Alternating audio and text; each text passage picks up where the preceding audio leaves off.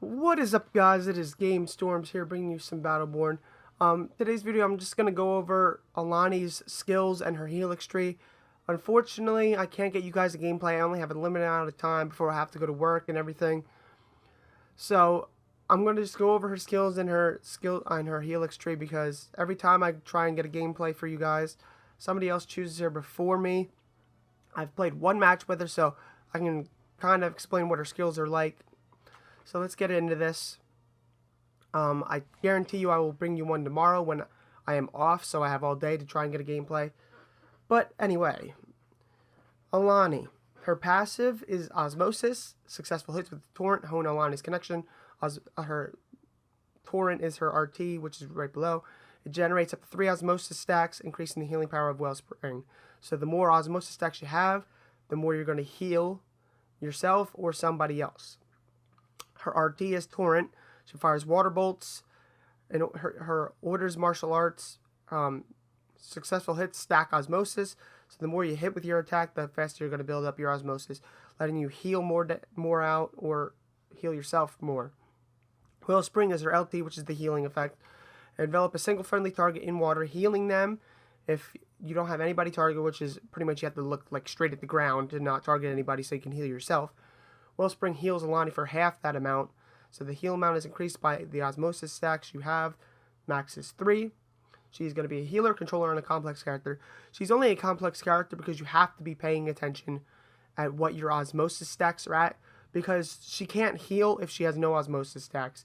She'll heal for like 50 health, which is like bullshit nothing, so there's no point. Where at like 3 Osmosis stacks, depending on who you're healing, you can heal them later on in the game pretty much their whole health bar. You can do like 800 healing, 800 to 1,000 healing, which is phenomenal. It's just one burst of healing, and you can generate Osmosis faster and faster as you level up. But anyway, her skill 1 is a Riptide. It's just a wave forward, like I predicted in my video for when she was going to be being released. It's going to be a wave that pushes enemies away, leaving a trail of water that can increase the movement speed of your allies, and you can eventually upgrade it to slow down the enemies hit by it. Her other skill is Geyser. It's a groundswell to erupt at a targeted location, knocking enemies into the air and locks them in position for 1 whole second. So when you throw them in the air, they're going to be locked into a ball of water in midair for everybody to shoot at for 1 second. So very team-oriented. Call out when you're going to do it so your teammates can be ready to just blast away the person trapped in the air, because it's fantastic. And also, it's a little bit hard to hit because it takes a bit of time to actually come out of the ground. It takes, let's say you call it, it takes probably 2 or 3 seconds till it actually gets called up out of the ground. So it's very hard to predict. It's basically for somebody who's just fighting straight up, and you can toss them up in the air. Her ultimate is a water dragon, like I predicted in my previous video. Mark a target location or enemy. You can actually hit an enemy straight on with this, so that no matter what, they're going to get hit by this, which is probably the best way to do it, but let's be honest, it's going to be hard. It's a straight line attack, very thin. It summons a water dragon that deals 167 damage, 251 more damage over the 4 seconds to enemies caught in its wake. So if they stay in the area, they're going to continuously get damaged. So let's head over to her Helix tree. At stage 1, you have Riptide pools heal friendly targets over time, or nearby allies are healed by Geyser erupts. I would probably do the Riptide pools heal friendly over time. In my last game, I did the Geyser thing, but you're not really going to be calling the Geyser near your teammates, really, unless they're maybe in a team fight fighting somebody up close and you're from a range. Then you call the Geyser in. That could be a way of doing it. It's better to just do the Riptide, though. More teammates are going to be around your Riptide, so they're going to be able to get healed by that a little bit more. At level 2, her Torrent projectiles will bounce between enemies bound by Geyser. This I haven't gone for. I've gone for the other one, Surface Tension. 1 target hit by Geyser will take additional damage, and all damage that is to the target deals damage to nearby enemies. 30% damage increase, 30% damage shared to nearby targets. The reason why is because with Geyser, like I said, it's very hard to hit it. So every time I've hit Geyser so far, I've only been able to knock one person in the air. Maybe as I improve with the character, I'll be able to knock multiple people in the air, trapping multiple targets, letting it bounce to deal a lot more damage. But until then, this is what I'm going to be sticking with, is the one target hit by the geyser will take additional damage. So at stage 3, we can increase the attack speed of Torrent, which increasing the attack speed of Torrent would make it faster for you to build your Osmosis. So if you want to go straight with like healing as much as you possibly can, because you're going to have to always build your Osmosis before you can heal, this is probably the route you want to go. Increase the attack speed so you can hit faster, which will generate more Osmosis faster, of course. Or you can go with the flow, which this is what I went with. Torrent reduces the cooldowns of all skills on every hit. So half a second on every single hit you do with your regular attack. So you can constantly call in your wave or geysers. So that's going to heal people as well. So it's not that big of a difference, even though Osmosis, of course, is going to heal substantially more than anything else. At level 4, your Riptide can now slow enemies, or you can ride the Riptide, launching her forward along its path. Now, I don't see how riding it along its path is going to be doing anything. The only way this thing would even be worth choosing was for an escape route.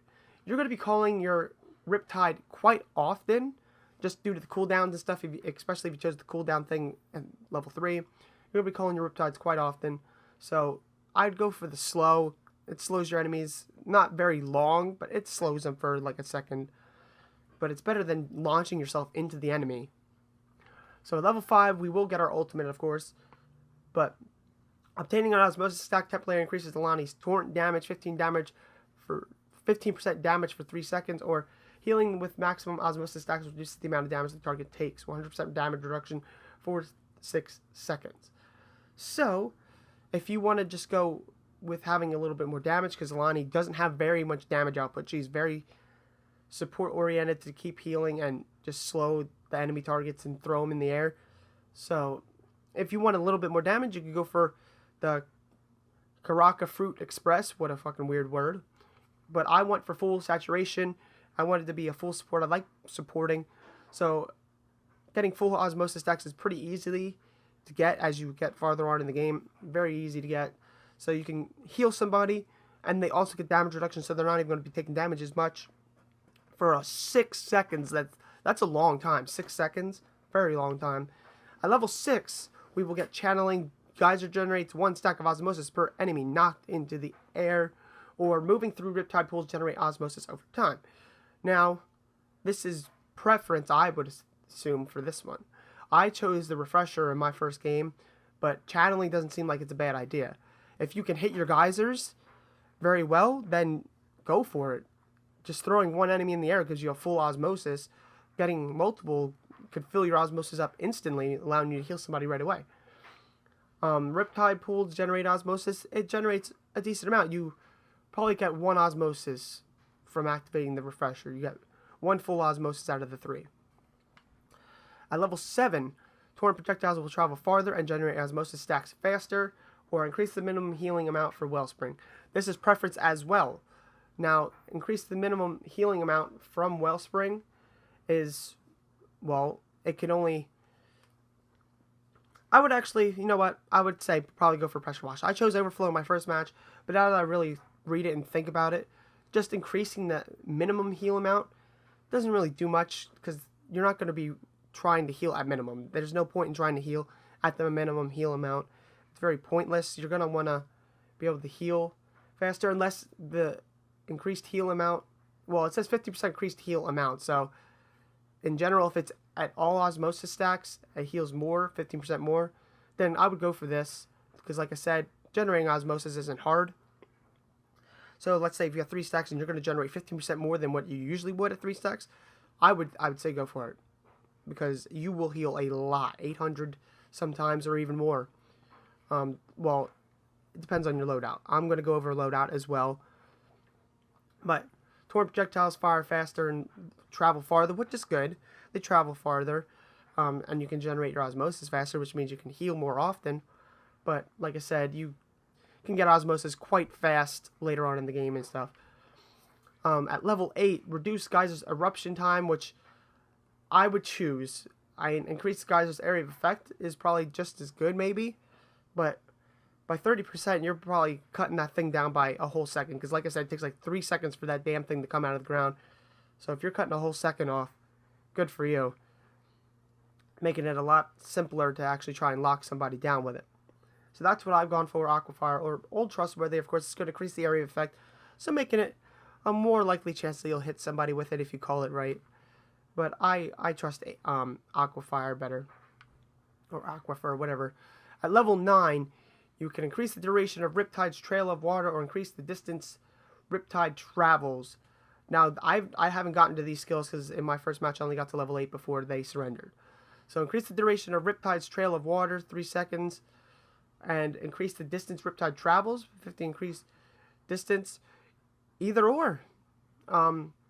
If you chose the Riptide generates your osmosis early on in your build, I would probably increase the duration for the trail of water, because then you could build more osmosis off the water that you're stepping on. So instead of increasing the distance, which the distance doesn't really matter because this thing travels pretty far as is. 50% more distance, this thing's really going to travel. And it's not like it hits like a truck. So it's pretty much just there to slow enemies, if that's what you went for. So I'd probably go for the stagnant pools. At level 10, you have Undertow and Deep Song. Standing in the Emergence Whirlpool slows enemies greatly. The Emergence Whirlpool heals allies. 150 health per second. So, here, this goes back to preference. If you want to be a complete support, I would go for Deep Song. That's probably what I'm probably going to end up going for is Deep Song. Just to heal all my teammates that are in the pool or whatnot. And standing in the Emergence Pool slows enemies greatly, which is fine. They're slowed, but, well, it does say greatly, so 5 seconds slow. It's a pretty long slow, and maybe they're even substantially slower. But let's go into gear. This is my preference for gear, what I use. It's the same gear that I use for Miko. It is going to be loadout 4 here. It's Mending Remedy Box, increasing my healing power by 13.5% so I can heal more. I receive more health back to myself, 9.46%, which actually will add on top of my Keeper Sustainment Siphon, which increases the healing received by 10.8%, and another 7.5% 30 seconds after assisting killing a player or major enemy. So I can heal myself for quite a lot later on in the game. Very helpful for staying alive in the fight so that you can constantly keep healing, slowing, or whatever you got to do and locking down enemies. Plus you have your health regeneration, and the attack damage is just like a slight bonus. But mainly it's here for the health regeneration per second, just so you could stay alive a little bit more. Maybe you have to run away before you have enough osmosis stacks, or you don't have any osmosis stacks and you got to run away because you had to heal a teammate. So at least you can regenerate some health back. Anyway guys, I hope you enjoyed the video. Please check out some of my other Battleborn videos. I have plenty more coming. I have Alani coming tomorrow for sure. And I want to get her to max level as fast as I can so I can show you all her Helix. She's a very fun character to use. But in the comments down below, tell me what loadout you would use. If there's a better loadout for me to use or what. But anyway guys, don't forget to subscribe. Peace!